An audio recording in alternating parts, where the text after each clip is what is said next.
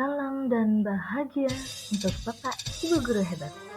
Kami dari kelompok 2, Taman Guru Penggerak Angkatan 8 Kabupaten Pringsewu akan memaparkan di ruang kolaborasi modul 2.1 menganalisis implementasi pembelajaran berdiferensiasi.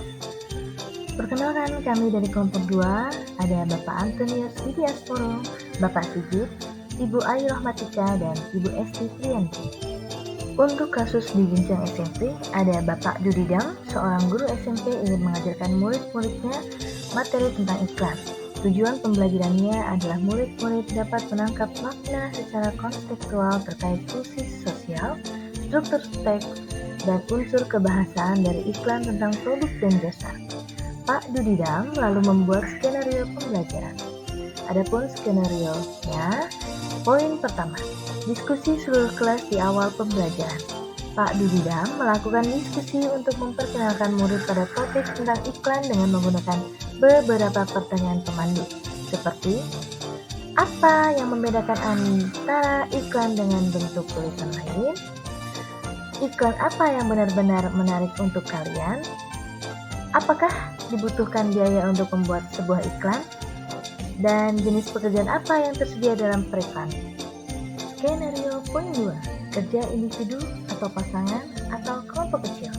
Setelah itu, Pak Dudidang meminta murid melakukan kegiatan tulis, berbagi dengan pasangan, berbagi dengan pasangan lain. Pertama, secara individu, murid akan diminta menulis 3 hingga 5 iklan yang menarik bagi mereka. Lalu mereka berbagi apa yang dituliskan dengan satu teman lain secara berpasangan. Saat berbagi, mereka boleh menambahkan pendapat. Setiap pasangan kemudian berbagi dengan pasangan lain. Setelah itu, Pak Dudidang melakukan diskusi dengan seluruh kelas. Ia akan menggunakan daftar iklan yang ditulis oleh masing-masing kelompok sebagai contoh. Kemudian membahasnya dengan menekankan pada target audiens sasaran, pesan utama, mengapa beberapa iklan lebih efektif daripada yang lain. Pak Dudidang lalu skenario poin 3, kerja kelompok kecil. Pertama, murid akan diminta untuk membentuk kelompok yang terdiri dari 4-5 orang untuk mendiskusikan kelebihan dan kekurangan berbagai jenis iklan. Lalu, setiap kelompok akan diberikan selembar kertas dan bekerja di meja mereka, dan setiap lembar kertas grafik memiliki skenario poin 4. Pak Dudidang lalu mengumpulkan kembali murid sebagai satu kelompok besar. Ia lalu memfasilitasi diskusi yang diperlukan untuk memperjelas dan atau memperluas pemahaman konsep seperti target audiens, kejelasan pesan, dan penggunaan fitur kebahasaan dan desain seperti pemilihan judul, teks, gambar, dan juga format. Skenario poin 5, Pak Dudidang lalu memberikan tugas individu. Ia membedakan penugasannya sesuai dengan kemampuan murid. Tugas yang harus dikerjakan murid adalah membuat iklan yang secara efektif akan mempromosikan produk atau jasa atau acara sesuai dengan kejelasan dalam skenario yang diberikan. Skenario poin 6, Pak Dudidang menetapkan skenario tugas yang berjenjang sesuai dengan pengetahuan dan pemahaman konsep murid-muridnya. Perbedaan skenario-nya adalah skenario 1 bersifat lebih konkret dan terstruktur dengan petunjuk langkah demi langkah dan mencakup semua informasi yang diperlukan untuk menyelesaikan tugas. Skenario 2 kurang terstruktur dan lebih terbuka dibandingkan skenario 1. Skenario 3 bersifat konseptual dan terbuka dan membutuhkan riset.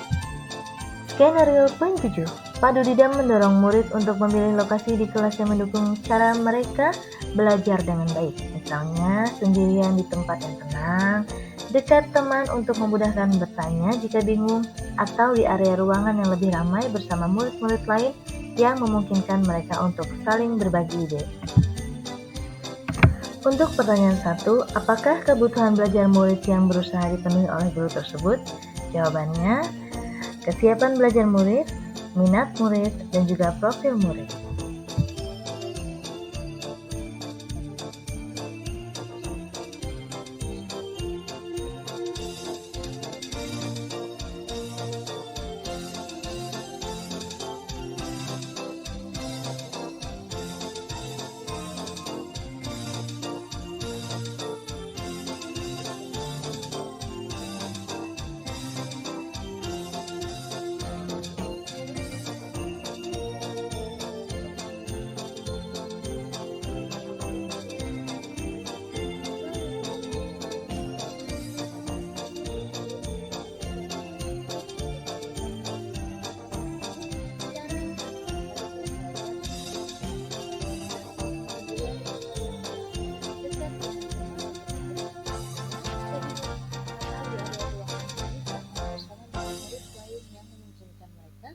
untuk saling berbagi ide.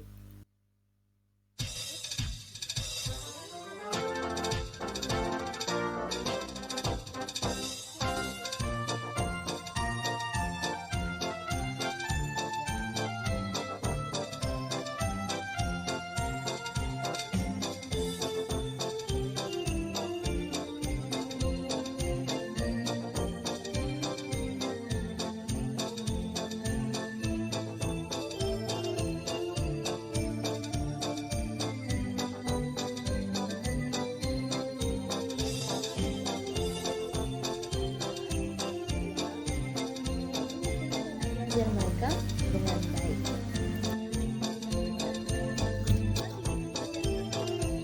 Apa yang dilakukan? Yang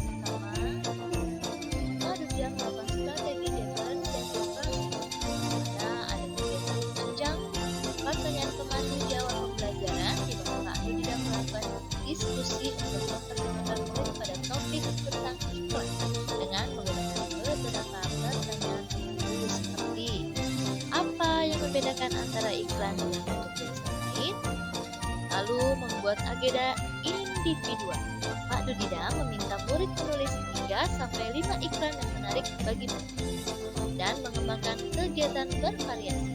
Pak Dudida mengembangkan beberapa kegiatan mulai dari kegiatan individu, kerja kelompok kecil, sampai besar, dan menggunakan kelompok yang fleksibel. Pertanyaan keempat, bagaimana guru tersebut melakukan penilaian?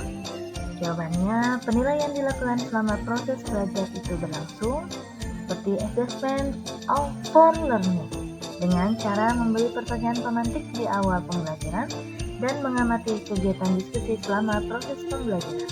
Lalu, di akhir pembelajaran, pada jam melakukan assessment of learning dengan memberikan tugas, yaitu membuat iklan yang efektif untuk mempromosikan produk atau jasa atau juga acara. Lalu penilaian formatif yang dilakukan Pak Dudidam pada skenario poin 1 menanya, Lalu diferensiasi Pak Dudida menetapkan skenario tugas sesuai dengan pengetahuan dan pemahaman konsep murid. Berdasarkan skenario itu, skenario bersifat lebih konkret dan terstruktur, dengan petunjuk langkah demi langkah dan mencakup semua informasi yang diperlukan untuk menyelesaikan tugas. Lalu, skenario 2 kurang struktur dan lebih terbuka dibandingkan dengan skenario 1. Dan skenario 3 bersifat konseptual dan terbuka dan membutuhkan riset. Lalu, diferensiasi produk. Pak Dudida memberikan tugas individu sesuai dengan kemampuan muridnya. Tugasnya yaitu membuat iklan secara efektif, akan mempromosikan produk atau jasa, atau juga acara. sekian pemaparan dari kelompok kami. Terima kasih. Guru bergerak Indonesia maju!